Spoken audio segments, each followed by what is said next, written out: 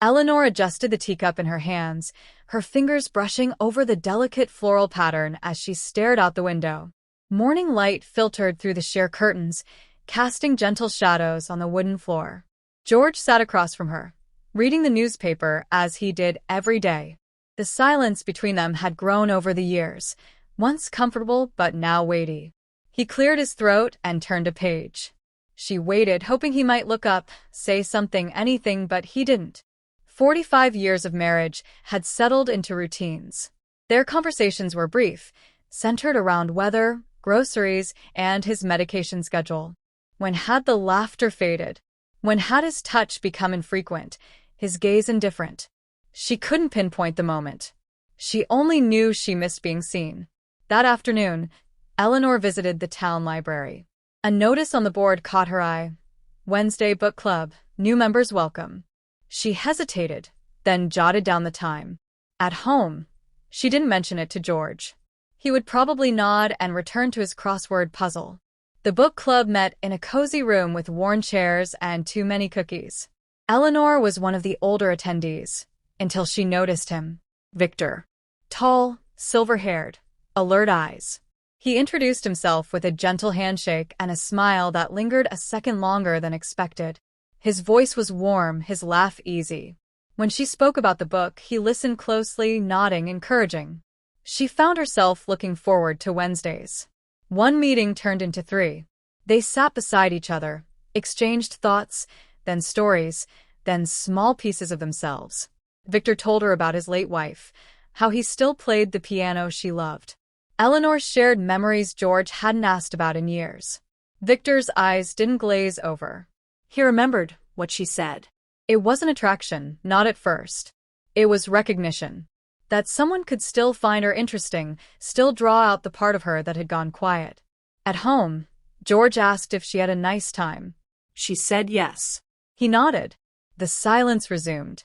At night, she stared at the ceiling, her thoughts lingering on the way Victor said her name. The next week, he waited for her after the meeting. Walk a bit, he asked. She hesitated, then nodded. Their steps were slow, unhurried. He told her about a book he was writing, something about memory and regret. She listened, surprised to feel her cheeks flush when he smiled at her. It wasn't anything wrong, she told herself. They were just 2 lonely people filling the quiet with conversation. But a voice inside her asked what George would say if he knew. She dismissed it. Nothing had happened, but something had shifted, quietly, like a curtain being drawn back. When Victor complimented her scarf the next time, she smiled more than she should have. And when she caught herself looking for him in a crowd, her heart fluttered in a way she hadn't felt in decades. Something was unfolding. She wasn't sure what, but she knew it wasn't nothing. Eleanor sat in her usual chair at the book club, but now it felt different. Every week, she found herself dressing with more care, choosing earrings she hadn't worn in years. Victor always noticed. Today, he complimented her reading of a passage. His eyes lingered a little longer than necessary. She told herself it was just friendship, but the way her heart reacted betrayed something else. They began meeting outside the club. Coffee turned into long conversations. A park bench became their usual spot. Victor asked about her past, her dreams, the parts of her life George never seemed curious about. Eleanor surprised herself with how much she shared. Victor listened, offering no judgment, only presence. He made her feel alive, interesting, relevant. George, meanwhile, remained unchanged. His days were orderly, his affection routine.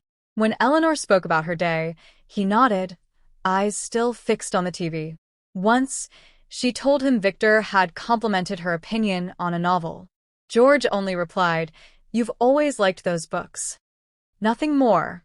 No spark of interest. No hint of jealousy. The conversations with Victor grew deeper. They spoke about loss, about time, about what love looked like after youth. Eleanor confessed she didn't feel seen anymore. Victor admitted he still mourned his wife, but he missed companionship too. He said, "It's strange, isn't it? To be surrounded by memories and still feel alone." That line stayed with her. She caught herself replaying their talks at night, The guilt came in waves, sharp but fleeting. She hadn't crossed a line, not really. But she knew she was hiding something. She didn't mention the walks to George. She started carrying her journal with her again, writing about the feeling of being wanted, even if she never used that word. Victor began texting her short lines from poetry. Rilke. Neruda. She told herself it was literary, nothing more. But when he sent, "Your name fits perfectly in silence," she felt her breath catch. She didn't respond, but her pulse did. He started to speak in present tense. "I like spending time with you. You make me laugh. I look forward to our talks." Not the past. Not maybe. Now. She told herself it was harmless until he reached for her hand during one of their walks. She let it happen. For a moment. Then gently pulled away, saying nothing. He didn't press. But something shifted between them, something acknowledged. Eleanor felt two lives pulling at her. The quiet predictability of George. The attention and emotion from Victor. She began questioning her marriage, not with anger, but sorrow. How had they drifted so far without either of them noticing? The next book club meeting, Victor brushed her arm. She didn't move. She felt warmth in places that had been numb for years. She smiled, almost involuntarily, then felt the ache of what it meant. That night, George kissed her cheek before bed. It was the first touch in days. She felt nothing. Not dislike, just absence. A kind of stillness that made her chest ache. Her heart was awake, but not for him. Eleanor didn't plan to lie. It happened quietly, like most wrong things do. She told George she was going to the library. Instead, she met Victor at his house. He had made tea, laid out books, played soft music. The atmosphere was gentle, inviting.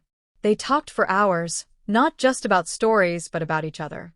At one point, without thinking, Victor leaned in and kissed her. It wasn't hurried or aggressive. It was soft, careful, like a question. And she answered by not stopping him. She left quickly afterward, her heart thudding with adrenaline and regret. It wasn't just the kiss. It was everything leading to it. The texts, the talks, the wanting. Eleanor walked home in silence, her thoughts heavier than her steps. She avoided looking at George that evening. He didn't seem to notice. He asked about dinner. She nodded, made soup, and kept her back turned as he stirred it absently. That night, she couldn't sleep. Her guilt was loud. Not just about the kiss, but about how natural it had felt. Not thrilling, but comforting. Real. Victor had made her feel something George hadn't in years needed. But the cost was clear now. She had stepped into a space she couldn't easily exit. Victor sent her a message the next morning. "Last night meant something to me. I hope it did for you too." She didn't reply. She couldn't. Her journal stayed closed. Words couldn't make sense of what she'd done. Instead, she moved through her day like a shadow. A week later, George found the journal. She had carelessly left it on the porch. He didn't say anything for 2 days. But his silence was no longer routine. It was deliberate. Cold. Measured. Then one morning, over breakfast, he looked at her, really looked at her and said, "Are you in love with him?" The question broke her. Not because she was caught, but because she didn't know the answer. She said no. Then yes. Then, "I don't know what I am anymore." George didn't yell. He didn't cry. He just said, "You disappeared, Eleanor. A long time ago. I just didn't want to see it." She sat in that silence, heavier than any storm. Victor texted again. "You deserve happiness." Eleanor stared at the screen and felt a strange bitterness rise. Happiness? What did that even mean now? She had betrayed a man who had built a life with her. Not with cruelty, but with absence. Victor suggested they take a trip. Just a weekend. To see if it felt right. Eleanor imagined it. Brief joy followed by endless questions. She typed a reply, deleted it, typed again. Then turned off her phone. She looked at George across the room. He was reading again. But now his hands trembled slightly.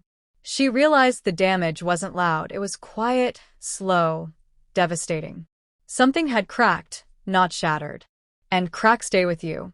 They don't scream. They whisper. Every day, Eleanor sat alone in the garden where she used to read. The roses she once tended with care were now overgrown, reaching in all directions, untamed but still alive. She hadn't spoken to Victor in over a week. His last message had gone unanswered. He hadn't tried again. She knew why. Some things fade quickly when they were never meant to stay. What lingered wasn't desire. It was reflection. She told George she wanted to talk. It wasn't a speech or apology, just truth. She said she had felt invisible, not unloved but overlooked. He didn't interrupt. When she finished, he nodded, then said something unexpected. I've been here beside you all these years, but I stopped reaching for you. That's my failure. They didn't promise to fix everything. They didn't hug or cry. But for the first time in a long time, they sat side by side, not out of habit but by choice. Small, quiet steps followed. Eleanor suggested counseling. George hesitated, then agreed. Once a week, they talked about years they had ignored. Not just what went wrong, but what they missed. Eleanor learned that George wasn't cold, just tired. He had buried his emotions beneath duty and routine. She had buried her needs beneath guilt and loyalty. The distance hadn't been caused by one moment. It had been built slowly, brick by silent brick. Victor became a memory, not painful, not romantic, but instructive. He showed her what she had forgotten about herself, that she still wanted connection, still needed to be heard. But he wasn't the answer. He was a mirror. And when she stopped needing his reflection, she began to see her own again. There was no dramatic closure, no letters, no final goodbye. Life moved in small, unremarkable shifts. George asked about her book club. She smiled and said she'd go again. He offered to walk her there. She said yes. Eleanor began writing again. Not in her journal, but in short letters she left for George. Nothing poetic, just simple notes. Thank you for listening yesterday. I liked the way you made tea this morning. He responded, not with words at first, but gestures. A flower on her pillow. A cup of coffee already poured. Quiet care. Real effort. Months passed. They weren't who they were at 20, or even 50. But they weren't finished. Eleanor understood now that love didn't expire with age. It only dulled if ignored. Passion didn't disappear. It just needed to be acknowledged, fed in the quiet moments. To those listening, Eleanor would say this: if something feels missing, don't wait for someone else to notice. Speak. Ask. Lean in before you're tempted to lean away. Infidelity isn't just betrayal, it's a symptom, a signal, one that screams what hasn't been said aloud. She had strayed not to leave George, but to find herself. In doing so, she found that what she needed wasn't new love. It was old love remembered. Love that could still grow, even with wrinkles and silence and years between. Love that still asked to be chosen again and again.